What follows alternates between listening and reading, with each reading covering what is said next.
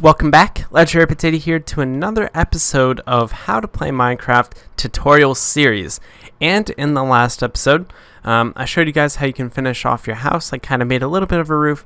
I also showed you guys how you can make a sugarcane farm, and it looks like a little bit has grown, so that's pretty cool stuff there. But what I want to do today, I hear a spider outside first of all. Let's go ahead and see if I can find a spider. You can hear the little spider walking around. Where are you? Oh, okay. It's over here, behind here. And so, I believe they're supposed to be completely passive during the day. So if I kind of walk up to this guy, let's see if he tries to attack me. Yeah, it looks like it's not attacking me, which is cool. But if I go and smack this guy in the face with my sword, yeah, he's going to be hostile. So, that's a little thing about spiders there. They're kind of cool. But yeah, they also give you string, spider eyes, nothing too amazing. String can be kind of used. But let's go ahead and get started. So what I'm going to do is I'm going to take my diamonds. You can take your diamonds if you want to as well. And we're going to make a diamond pickaxe. And so what I'm going to do with that is I'm going to acquire some obsidian. And so obsidian is helpful for a couple things. So it's good that we obtain some of it. So that's how you craft the diamond pickaxe right there, like that. You can also use this if you want to. Just be a little bit careful. So that's all my diamonds used up right there. And so I'm going to get the obsidian. It's kind of like a dark purple, kind of blackish sort of thing. And it's a very hard mineral to mine. And it's a little hard to find. It's a little risky to get. So we're going to do it, and we're going to be very careful about it. I'm also going to make sure I bring a water bucket with me, because obsidian is made from lava and water. So the combination of the two makes obsidian. And so what that means is that we're going to be very close to lava, and so we just got to be very careful, because we could lose all of our stuff in the lava. If your stuff falls in the lava, it's gone forever. So I made obsidian sound very risky and scary to get, but the reward you get out of it is pretty cool. So let's go ahead and we'll get started with that. So I got a little bit more wheat. I'm going to take a bunch of bread down with me underground. So that's going to be another about 6 right there. I should have another few in my chest somewhere right around here. Where is it? Right there. Cool. So I'm going to go ahead. I'm going to head underground and show you guys how you can find some obsidian or how you can make your own obsidian. You don't just have to go and find it, but you can make it yourself, which you need the water bucket for. So that's a little bit helpful there. And I'm going to get rid of some of this. I think would be a good idea so that I don't smack my head every time I'm going down here. So yeah, you can do this as well. Just kind of make it 3 high instead of 2 high in each of these, and it should be quite alright. So yeah, it just kind of saves you a little bit of time and effort, just because of the fact that when you smack your head, you slow down just so ever so slightly, where it's kind of annoying. So there we go. That should be good. So now we're down here. I'm going to go ahead and locate a lava pit that I found. I believe there's a lava pit somewhere down here. So let's go ahead and locate that. Where is it? I don't know where I went to find it, but I can just kind of look in my tunnels. I'm not 100% sure. I bet if I went down this way, I would probably bump into that lava there. I think there's lava I see. So we'll go ahead and get that.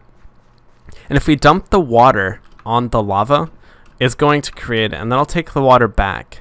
And so that, oh wow, there's tons of stuff I could have gotten.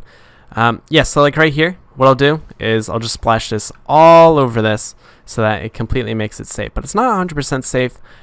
You still can risk dying. There is still lava that could be underneath as well. So for example, if I dig down under here, as you can see, there's still more lava underneath as well. So it's a little bit of just being careful. All of this here, also lava.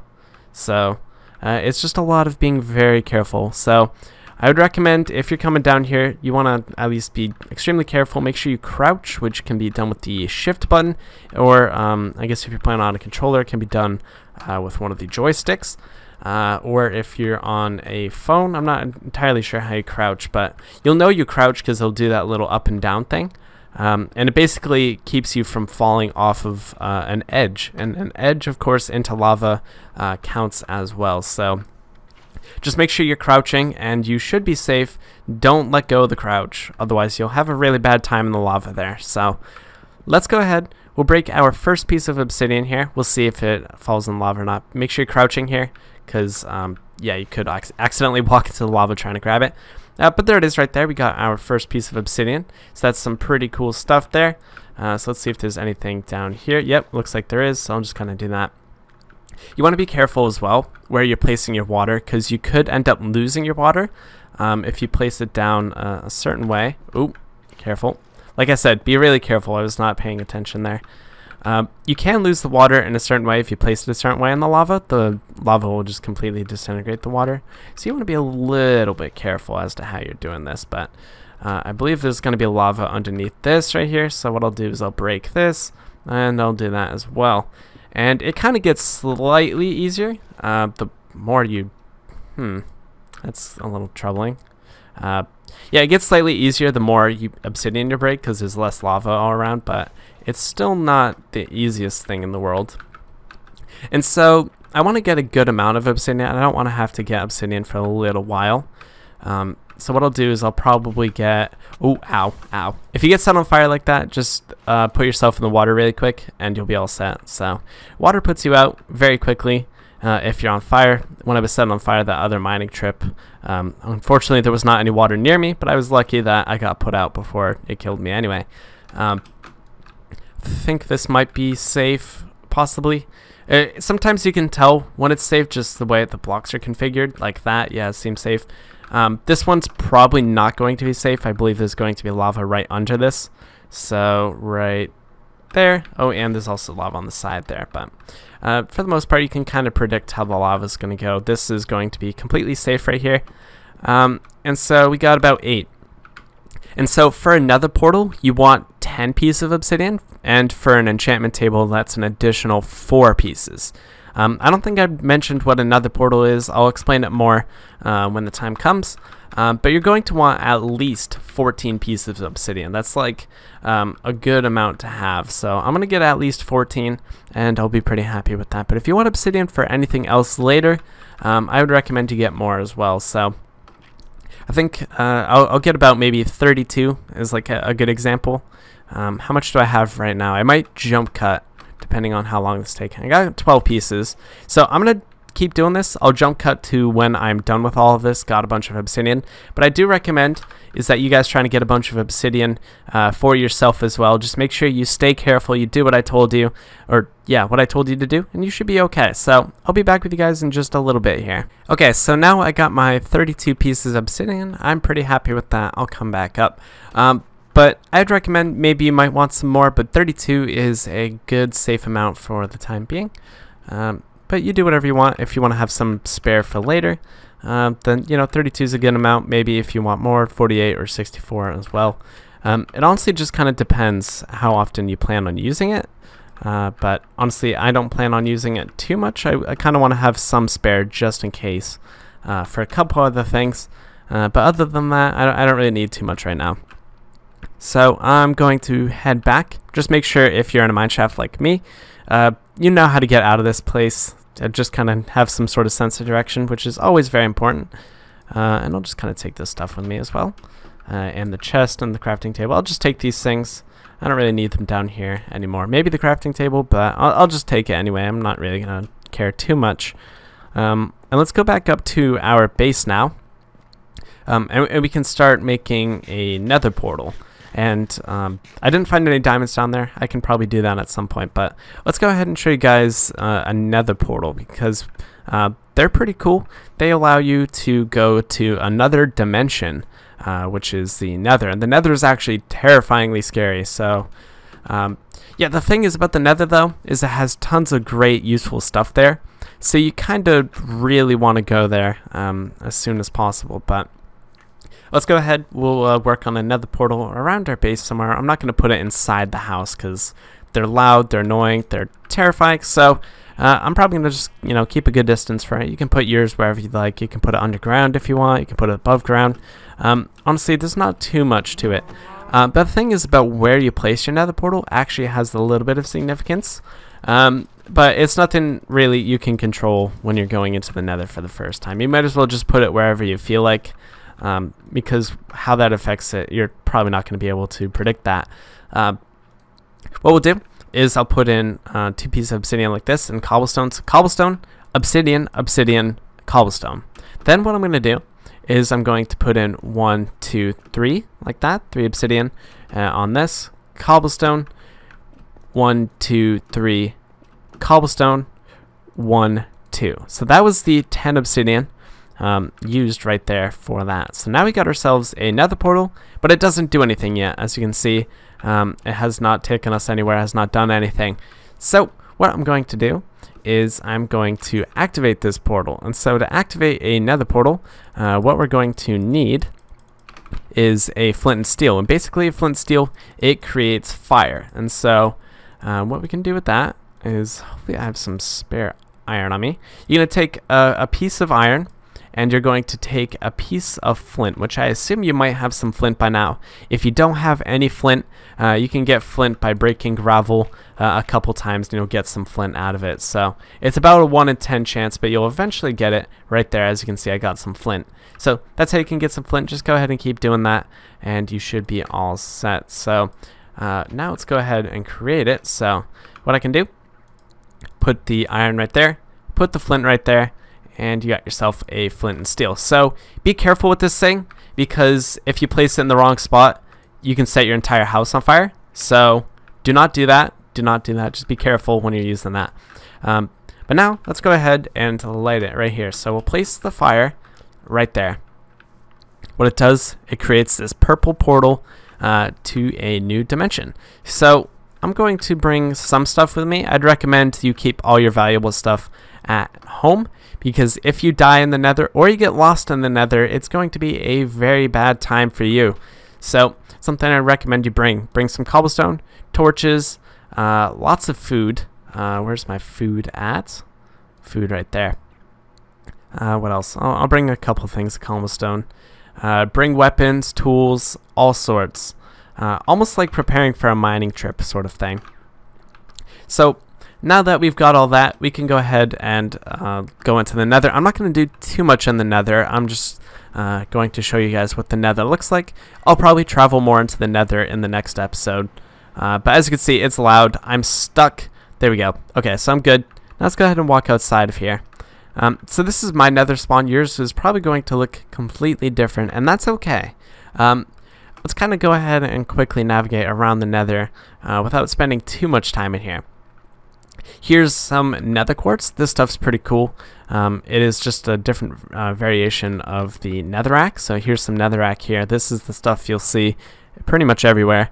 And it's kind of cool, kind of useless. You can get some of it if you want to, if you want some different blocks. It is a little bit of an ugly block, but you can make some cool stuff out of it. So I'll just kind of get a little bit of it, but you probably, if you want to get it at all, you probably want a lot of it. But yeah, nether quartz is pretty cool. You can use that for a whole bunch of things, which I'll probably get into at some later time. But I'd recommend you get it. It gives you a lot of experience as well, which is always kind of nice, which will be helpful later from when we start enchanting. These are zombie pigmen, and they will not attack you unless you attack them. So I'm not going to demonstrate that because these guys will probably kick my butt.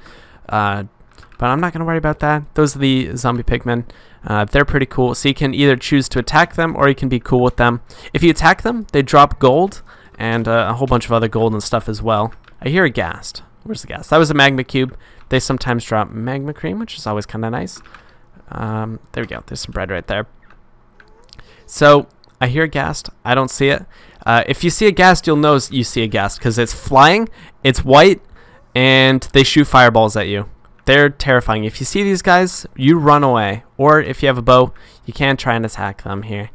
But yeah, it doesn't look like that guy's attacking me right now, which is kind of nice. I can actually try and... Oop. Let's try and throw it right back. If you swing your sword, which I don't recommend doing this unless you get the timings down, you can swing your sword and hit the fireballs right back at them, and they're so loud. So let's try and do that. Oh, no, I can't quite do it. I'm not the best at this, but I am trying to make this work. There are 2 of them, and they're both very low to the ground, so honestly I could probably just attack them. But sometimes you'll find yourself in a situation where they're like 100 blocks above you, and the only thing you can do is this or use your bow. So that's just sort of a thing. Can I hit this guy? Ah, there we go. Perfect. So let's go ahead and pick up the stuff. They drop gunpowder and also a gas tier occasionally. Let's see if we got it from over here as well. Did I get anything? Gunpowder. and a gas tier. Cool. Gas tiers are cool for potion brewing, which I'll get into much later. There's a whole bunch of stuff I'm kind of pushing aside for a little while from now. But I'm going to gather a little bit more nether quartz. Not too much. I don't want too much right now. But it has a bunch of cool uses for later on. And the experience is just splendid. So I'll do that. Get all this. You can probably also see the yellow stuff on the ceilings. You probably noticed that. That is glowstone. And glowstone is... it's kind of useful. It's also very risky to get sometimes, because sometimes it'll be over lava or very high up in the air. But in the case of this, it's very low to the ground, so I can get a ton of this right here. So it'll drop glowstone dust, but you can craft it right back into glowstone blocks. But you will lose some glowstone dust. Like, it takes 4 of these to put it in, but you're not always going to get 4 when you drop or when you break these. You'll probably get like 2 or 3-ish. And that's fine, of course. You can just break a whole bunch of this right here. We can use that for something later on. So I'd recommend you gather maybe just a little bit of this stuff. You don't need a whole bunch of it, really. But some amount is nice. You can use it as lighting inside your house or any sort of thing like that. There we go. We got a whole bunch of that, so that's kind of nice. There's also soul sand. It makes you walk slower. Not really too useful for anything. You don't really need it. Actually, you can take a couple pieces, but it's only useful for like 1 or 2 uses, and that's about it. But I'm not going to go out of my way and get some right now. I'll just kind of continue getting some of this. And then there's also a nether fortress. I think I'll discover that one in the next episode, because that's getting along the lines of more complicated than it needs to be right now. But that's just kind of a brief introduction to the nether. I'll kind of go more in depth with it probably in the next episode. But I'm going to go ahead and walk out of here. Hopefully you've got some decent loot. You've probably got some glowstone, maybe some gunpowder, nether quartz. If you decided to attack the zombie pigmen, well, first of all, you're very brave, but second of all, you'll probably have some gold on you as well. But yep, that's the nether there. Back home. Takes you right back to wherever you put the portal. Yeah, so that's that there. That's how you make a nether portal, and that's what the nether looks like. So hopefully you guys all did enjoy today's episode. I'll probably go more in depth about the nether in the next episode. So if you guys do want to see that episode, make sure you do subscribe, turn on notifications so you get notified of when that next episode goes live. But with that said, I'll see you guys in the next episode. Have a good one, guys, and peace out.